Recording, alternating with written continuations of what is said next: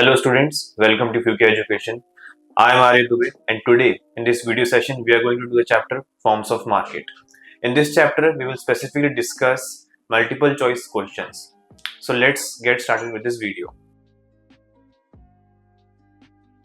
Well, the first question being the market in which there is free entry and exit is, यानी कि यहाँ पूछा गया है कि ऐसा मार्केट जहाँ पे फ्री एंट्री और एग्जिट हो उस मार्केट को हम क्या बोलते हैं। तो एक एक करके ऑप्शंस देखते हैं। सबसे पहला monopolistic competition market. So free entry and exit का मतलब क्या होता है? ऐसा मार्केट जहां पे कोई भी फर्म फ्रीली उसमें एंटर कर सके जब वो चाहे और जब उसकी मर्जी हो तब वो उस मार्केट से एग्जिट भी कर सके। फ्री एंट्री यानी कोई रिस्ट्रिक्शंस नहीं है, कोई उन्हें पाबंदी नहीं लगाई जाती उनको एंटर करने के लिए, कोई जैसे लाइसेंसिंग सिस्टम नहीं है, कुछ नहीं है। तो हम देखते हैं मोनोपोलिस्टिक कंपटीशन मार्केट। तो मोनोपोलिस्टिक कंपटीशन मार्केट जो होता है ये एक इस तरह का मार्केट है जहां पे आपको एंटर करने के लिए कुछ रिस्ट्रिक्शंस रहते हैं, नॉट सो मच बट फिर भी कुछ रिस्ट्रिक्शंस रहते हैं। जैसे कि अगर हम यहाँ पे इंडस्ट्रीज की बात करें तो सोप इंडस्ट्री, टूथपेस्ट इंडस्ट्री, ये सारे इसके मोनोपोलिस्टिक कंपटीशन के हो सकते हैं। तो एंट्री एंड एग्जिट पे रिस्ट्रिक्शंस हैं, पूरी तरह वो कंप्लीटली फ्री नहीं है। तो ए ऑप्शन हमारा गलत हो जाएगा। नेक्स्ट हमें दिया है इम्परफेक्ट कॉम्पिटिशन मार्केट। तो इम्परफेक्ट कॉम्पिटिशन मार्केट भी इसका करेक्ट ऑप्शन नहीं है, बिकॉज इम्परफेक्ट कॉम्पिटिशन मार्केट के अंदर ही मोनोपोलिस्टिक मोनोपोली और ओलिगोपोली मार्केट आते हैं। और सी ऑप्शन देखते हैं हम, परफेक्ट कंपटीशन। सो यस, एक ही ऐसा मार्केट है जहां पे फ्री एंट्री एंड एग्जिट रहता है, वो रहता है हमारा परफेक्ट कंपटीशन। इसलिए हमारा करेक्ट आंसर है जो हो जाएगा यहाँ पे C. Second question, there is inverse relationship between demand and price of goods. यानी कि इनवर्स रिलेशन है किसके बीच में? डिमांड और प्राइस ऑफ गुड्स के बीच में। तो जैसे कि हम देखते हैं कि इसका मतलब क्या हुआ इनवर्स का, यानी कि अगर कोई चीज है, जैसे कि यहाँ बोला गया क्या, डिमांड और प्राइस, तो इनके बीच का जो रिलेशन है वो इनवर्स है। यानी कि अगर डिमांड बढ़ेगा तो प्राइस जो है वो कम होगा, एंड वाइस वर्सा, अगर डिमांड कम होगी तो प्राइस जो है वो बढ़ जाएगा। तो ऐसा बोला गया कि किस में, कौन से मार्केट में यहाँ पे ऐसा रिलेशन एग्जिस्ट करता है। सबसे पहला monopoly, monopolistic, both A and B, या फिर ओनली परफेक्ट कंपटीशन। तो जैसे कि हमें पता है, हम यहाँ पे गलत ऑप्शन जो है पहले उसको एलिमिनेट कर लेते हैं। यहाँ पे डी जो हमें दिया है ओनली परफेक्ट कंपटीशन, तो यहाँ पे ऐसा कोई रिलेशन एग्जिस्ट नहीं करता है, बिकॉज परफेक्ट कंपटीशन का जो डिमांड एंड प्राइस कर्व है वो कुछ इस तरीके से रहता है। बिकॉज परफेक्ट कंपटीशन के अंदर फर्म जो है वो एक प्राइस मेकर नहीं, एक प्राइस टेकर होती है। इंडस्ट्री उसके लिए प्राइस जो डिटरमाइन करके देती है, इसलिए परफेक्ट कंपटीशन हमारे यहाँ पे गलत ऑप्शन हो जाएगा। फिर नेक्स्ट दिया आपको only monopoly and only monopolistic. तो दोनों में ए और बी भी हमारा ओनली नहीं रहेगा, बिकॉज मोनोपोली और मोनोपोलिस्टिक दोनों में जो डिमांड कर्व है वो समथिंग लाइक दिस, एक डाउनवर्ड स्लोपिंग डिमांड कर्व बनाया जाता है। इसलिए यहाँ पे जो करेक्ट ऑप्शन रहेगा वो आपका रहेगा C, both A and B. Third, demand curve of firm is perfectly elastic. Demand curve किसी फर्म का किस कंडीशन में परफेक्टली इलास्टिक होता है? परफेक्टली इलास्टिक का मतलब क्या होता है? परफेक्टली इलास्टिक का मतलब कि कोई भी कमोडिटी है, उसकी हमारी डिमांड दी है और हमें उसका प्राइस दिया है, ठीक है। सो यहाँ पे परफेक्टली इलास्टिक का मतलब ये होता है कि जो उसका प्राइस है वो चेंज नहीं होने वाला, यानी कि डिमांड भले उस कमोडिटी कितनी भी हो जाए, जो प्राइस है वो चेंज नहीं होगा। ओके, सो यहाँ पे हम देखते हैं कौन सा यहाँ पे ऐसा कंपटीशन है। तो हमने पिछले क्वेश्चन में देखा था कि मोनोपोली और मोनोपोलिस्टिक में दोनों में एक इनवर्स रिलेशनशिप एग्जिस्ट करता है प्राइस और डिमांड के बीच में, और वहीं पे ओलिगोपोली का ऑप्शन दिया है। तो ओलिगोपोली का कोई डिमांड कर्व नहीं होता, बिकॉज ओलिगोपोली मार्केट इतना कॉम्प्लिकेटेड होता है कि उसका कोई डिमांड कर्व नहीं बनाया जा सकता। बी और सी में जो है एक इनवर्स रिलेशनशिप एग्जिस्ट करता है और वो कहीं ना कहीं लेस इलास्टिक की ओर आता है, तो इसलिए बी और सी भी यहाँ पे गलत हो जाएंगे। जिसका करेक्ट ऑप्शन रहेगा वो रहेगा ए, यानी कि परफेक्ट कंपटीशन, जिसका डिमांड कर्व जो रहता है वो ऐसा रहता है, और यहाँ पे ईडी यानी इलास्टिसिटी ऑफ डिमांड जो होती है परफेक्टली इनइलास्टिक होती है, यानी ED is equals to infinity. Next question, which of the following statement highlight one of the essential conditions of perfect competition. इनमें से कौन सा स्टेटमेंट जो है वो एसेंशियल कंडीशंस को हाईलाइट करता है परफेक्ट कंपटीशन की? A perfect competition has a number of sellers and a few buyers. यानी परफेक्ट कंपटीशन में नंबर ऑफ सेलर्स होते हैं, has a number of sellers, यानी कि यहाँ पे ज्यादा बोला नहीं गया, और कुछ बायर्स होते हैं। Okay, next, a perfect competition has different level of pricing for identical products at a particular point of time. यानी कि परफेक्ट कंपटीशन की डिफरेंट लेवल ऑफ प्राइसिंग होती है आइडेंटिकल प्रोडक्ट्स के लिए एक पर्टिकुलर पॉइंट ऑफ टाइम पे। तो परफेक्ट कंपटीशन में डिफरेंट लेवल ऑफ प्राइसिंग होती है। नेक्स्ट होगा आपका यहाँ पे perfect competition has same pricing for identical products at a particular point of time. यानी कि आपके दो ऑप्शन जो ऊपर के हैं, यहाँ पे नंबर ऑफ बायर्स बोला गया है, एक नंबर ऑफ सेलर्स और एक नंबर ऑफ बायर्स। तो परफेक्ट कंपटीशन में जो होता है वहां पे very large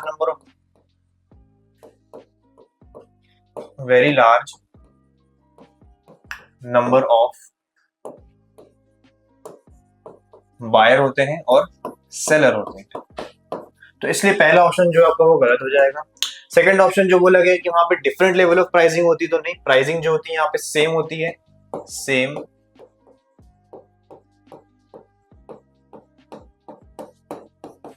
through out the market. और थर्ड है आपका perfect competition has the same pricing for identical products at a particular point of time. यानी कि परफेक्ट कंपटीशन का जो है सेम प्राइसिंग होती है सारे के सारे प्रोडक्ट्स के लिए एक पर्टिकुलर पॉइंट ऑफ टाइम पे। तो थर्ड ऑप्शन जो है वो करेक्ट रहेगा, सी, बिकॉज परफेक्ट कंपटीशन में प्राइसिंग जो है बिल्कुल भी बदलती नहीं है किसी भी फर्म के लिए। नेक्स्ट पे आएंगे, विच of the following statement about duopoly is correct. Duopoly के लिए सबसे करेक्ट ऑप्शन यहाँ पे क्या है? Duopoly is a special case for the oligopoly market structure. Duopoly is a special case for monopoly of market structure. Duopoly is a special case for the monopoly market structure. या फिर duopoly is a special case for the imperfect competition. Okay, तो duopoly क्या होता है? Duopoly यानी कि आप नाम से समझें इसको,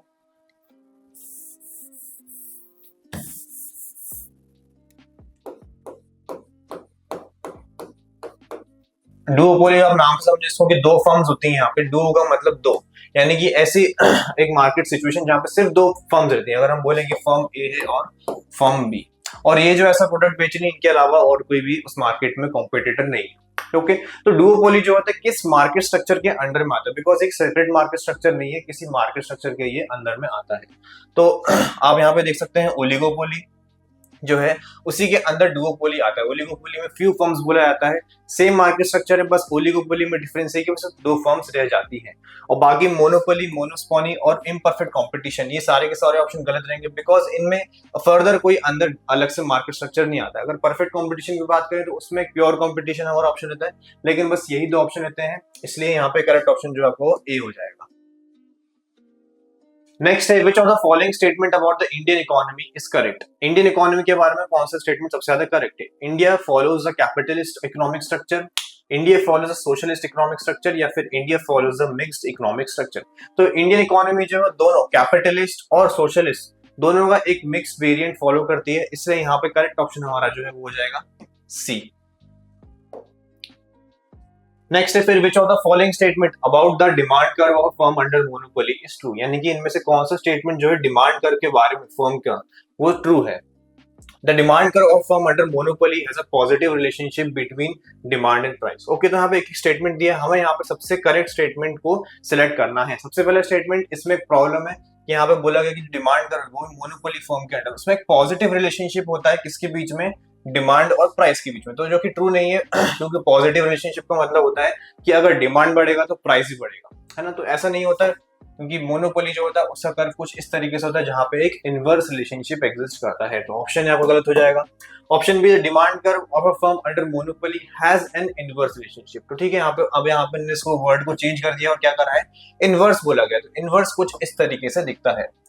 नेक्स्ट देखते हैं, the demand curve of a firm under monopoly has no relationship between demand and price. तो ऐसा तो पॉसिबल ही नहीं कि कोई रिलेशनशिप ना हो डिमांड और प्राइस के बीच में। तो इसलिए यहाँ पे सबसे करेक्ट ऑप्शन जो है वो आपका रहेगा D. Next question, which of the following statement is correct? पहला, the process of charging different prices for different consumer for the same product is called price extension. यानी कि जो प्रोसेस है चार्ज करने का different price from different consumer, वो भी same product के लिए, उससे को हम बोलते हैं प्राइस एक्सटेंशन। ठीक है, तो प्राइस एक्सटेंशन बोला गया यानी कि आप डिफरेंट प्राइस चार्ज कर रहे हैं, वो भी डिफरेंट कंज्यूमर से सेम प्रोडक्ट के लिए। तो इसको हम क्या बोलते हैं? This process is known as price discrimination. और ये जो है मोनोपोली मार्केट के अंदर हैपन होती है। नेक्स्ट दिया, process of charging different price of different consumer for the same product is called price control. तो price extension और price control जो है वो दोनों के दोनों यहाँ पे गलत ऑप्शन रहेंगे, बिकॉज प्राइस एक्सटेंशन यानी प्राइस को एक्सटेंड कर देना throughout the whole consumer base. तो इसलिए यहाँ पे होल कंज्यूमर बेस की बात नहीं करी, यहाँ पे स्पेसिफिकली बोला गया डिफरेंट कंज्यूमर से सेम प्रोडक्ट के लिए। और वही प्राइस कंट्रोल यानी कि पूरे के पूरे प्राइस को चेंज कर देना, तो इसलिए बी भी यहाँ पे गलत हो जाएगा। नेक्स्ट है the process of charging different prices from different consumer for the same product is called price discrimination. तो यहाँ पे जो सी ऑप्शन है वो हमारा करेक्ट हो जाएगा, प्राइस डिस्क्रिमिनेशन। ओके, नेक्स्ट है फिर यहाँ पे the products in perfect competition are dash in nature. जो परफेक्ट कंपटीशन है उसमें प्रोडक्ट्स किस नेचर के होते हैं, हेट्रोजीनियस, डिफरिंग, होमोजीनियस या फिर all of the above. Heterogeneous यानी कि जो सब अलग अलग हो, डिफरिंग यानी कि जो सिमिलर बट क्लोजली रिलेटेड, तो वो भी गलत है, और होमोजीनियस यानी कि 100% आइडेंटिकल। तो करेक्ट ऑप्शन जो है इसका आपका यहाँ पे सी हो जाएगा, C will be the correct answer. Next है the price in perfect competition is determined by, यानी कि परफेक्ट कंपटीशन का अंडर जो प्राइस है वो किस तरीके से डिटरमाइन किया जाता है। इंडस्ट्री डिटरमाइन करती है, एक कोई फर्म करती है, या बायर्स करते हैं, सेलर्स करते हैं। तो जैसे कि हमें पता है परफेक्ट कंपटीशन के अंदर फर्म जो है वो प्राइस टेकर होती है, यानी कि वो प्राइस को एक्सेप्ट करती है, और प्राइस मेकर कौन होती है, प्राइस मेकर हमारी इंडस्ट्री होती है। इसलिए यहाँ पे जो करेक्ट आंसर है वो आपका हो जाएगा ए, बिकॉज परफेक्ट कंपटीशन में इतने large number of buyers and sellers रहते हैं कि किसी भी एक पर्टिकुलर फर्म बायर या सेलर का शेयर जो होता है इतना छोटा होता है कि वो कोई इफेक्ट नहीं कर पाते मार्केट को। नेक्स्ट क्वेश्चन पे आएंगे, the factors of production under perfect competition market are. Factor of production जो परफेक्ट कंपटीशन के अंदर आते हैं, परफेक्ट कंपटीशन मार्केट के अंदर, वो कैसे होते हैं, इमोबाइल, हेट्रोजीनियस, मोबाइल, या फिर नन ऑफ द अबव। तो परफेक्ट कंपटीशन के अंदर ट्रांसपोर्टेशन कॉस्ट नहीं होती है, बिकॉज यहाँ पे जो मोबिलिटी होती है फैक्टर्स ऑफ प्रोडक्शन की वो काफी ज्यादा इजी होती है, इसलिए यहाँ पे जो ऑप्शन है सी mobile, it would be the most appropriate option.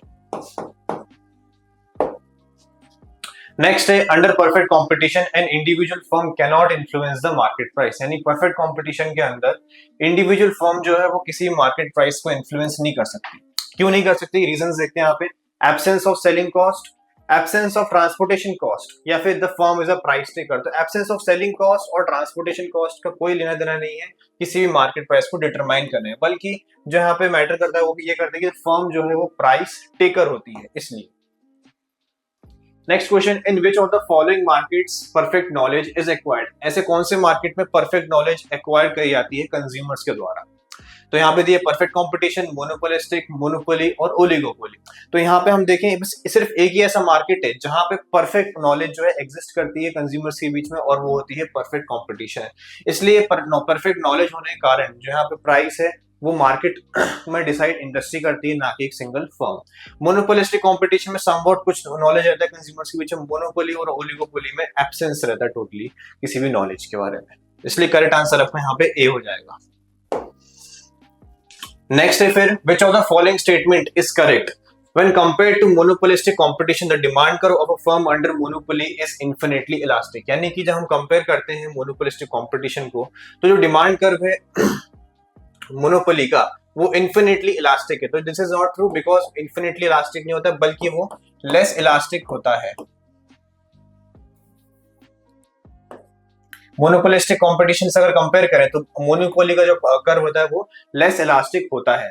वहीं पे अगर हम देखें when compare to monopolistic competition the demand curve of a firm under monopoly is more elastic. यानी कि अगर हम कंपेयर करें मोनोपोलिस्टिक कंपटीशन को किससे, मोनोपोली से, तो वो ज्यादा और इलास्टिक होता है। Next, when compare to monopolistic competition the demand curve of a firm under monopoly is equally elastic. यानी कि मोनोपोली में वो इक्वली इलास्टिक होता है, तो इक्वली भी यहाँ पे ट्रू नहीं है। और last option, when compare to monopolistic competition the demand curve of a firm under monopoly is less elastic. Okay, तो यहाँ पे सबसे करेक्ट आंसर जो है वो रहेगा आपका लेस इलास्टिक, क्योंकि मोनोपोली से जब कंपेयर करते हैं मोनोपोलिस्टिक को तो लेस इलास्टिक होता है, ना कि इन्फिनिटली इलास्टिक, ना कि हाईली इलास्टिक, और ना कि इक्वली। यहाँ पे जो एक ही ऑप्शन है करेक्ट है, जो है लेस इलास्टिक। नेक्स्ट है which of the following statement about monopolistic competition is true, यानी मोनोपोलिस्टिक कंपटीशन के बारे में कौन सा स्टेटमेंट ट्रू है।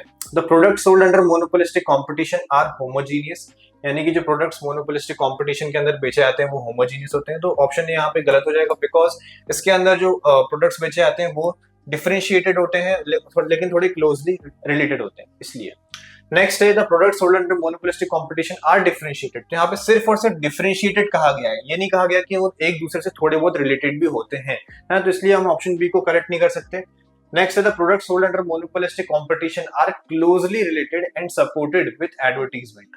ओके, तो ऑप्शन सी जो है काफी सही लग रहा है, बिकॉज यहाँ बोला कि क्लोजली रिलेटेड होते हैं, ना उन्होंने यहाँ पे क्लियरली बोला कि होमोजीनियस है, ना बोला डिफरेंशिएटेड, बल्कि क्लोजली रिलेटेड है and supported with advertisement.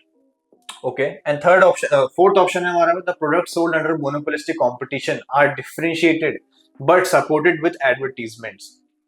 Okay, तो यहाँ पे बोला है कि वो डिफरेंशिएटेड होते हैं, अलग अलग होते हैं, लेकिन एडवर्टीजमेंट के साथ सपोर्टेड होते हैं। तो यहाँ पे करेक्ट आंसर जो है आपको सी रहेगा, बिकॉज अगर यहाँ पे कोई एग्जांपल है, सोप का एग्जांपल है, अगर हम लें कि दो सोप है, एक सोप ए है और एक सोप बी है, तो दोनों के दोनों जो है हम बोलेंगे क्या है, ये क्लोजली रिलेटेड।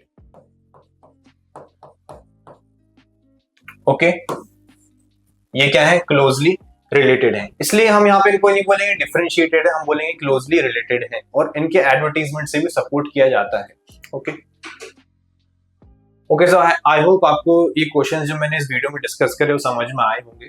अगर आपको इन क्वेश्चंस के रिगार्डिंग कोई भी डाउट होता है तो आप इस वीडियो के नीचे कमेंट सेक्शन में अपना डाउट पूछ सकते हैं। Also don't forget to download the Fuki education app today and like, share and subscribe. Thank you.